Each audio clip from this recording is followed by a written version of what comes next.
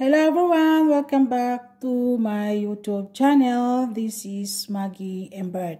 For today's video, I'm going to share you another recipe, and this recipe is a cauliflower fried rice. Yes guys, this is a cauliflower fried rice. Instead na rice yung gagamitin ko, I'm going to try kung kakain ba siya or hindi. Kasi never pa siyang nakatikim nitong cauliflower fried rice. Kasi ako lang ang madalas kumakain nito dahil naglo-low carb din ako kasi guys. At ang ginagawa ko lang kasi dito sa cauliflower fried rice, minsan ginagawa ko, ini-steam ko lang po yan siya or inahaluan ko po siya ng iba't ibang mga vegetables or kung ano-ano pa mga nilalagay ko dyan. So, this is a very simple ingredients lang to guys. If you want, you can add some ingredients, but for me, this is enough for us because this is 2 persons only. So I have some ingredients here guys. We will use olive oil, diced carrots, 1 carrots, and this one guys is chickpea or green peas.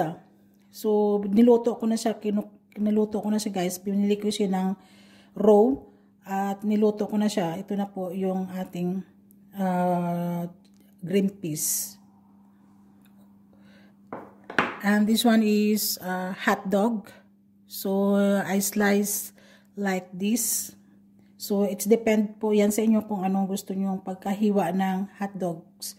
Kasi nilagyan ko siya ng hot dogs guys kasi para naman po baka sakaling kakain ng anak ko. So depende po sa inyo, pwede kayo maghalo ng kung anong gusto nyo ihalo sa inyong cauliflower fried rice. Pero ito ay gagamit tayo ng hot dogs. So ini-slice na natin siya ng pagganyan. And we will use garlic.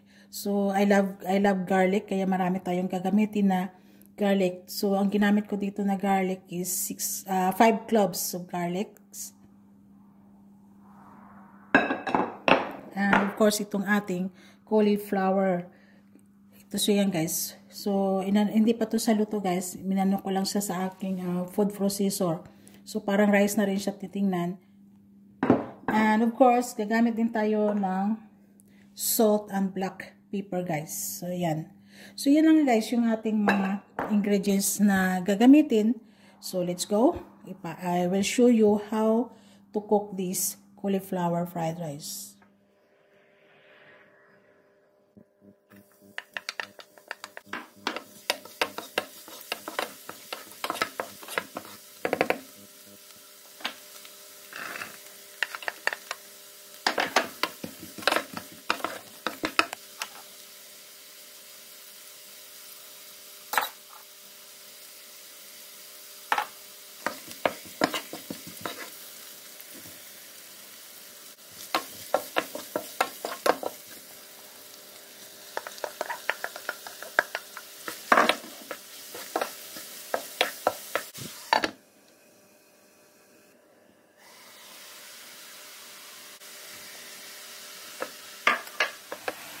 So, ito na yung ating fried rice guys. So, luto na to. So, ready to eat na. So, itatry ko muna kung sakto yung ating timpla.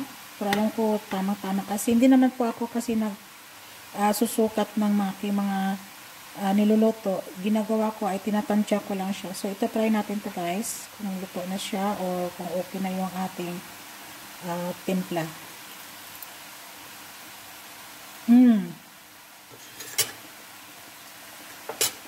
Tama lang siya guys. Masarap siya. Oh, magugustuhan niya ito.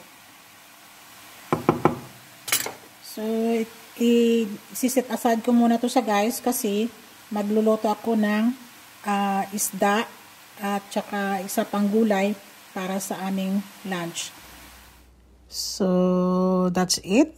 Ito na yung ating recipe for today. And thank you so much. And have a nice day. And God bless po everyone.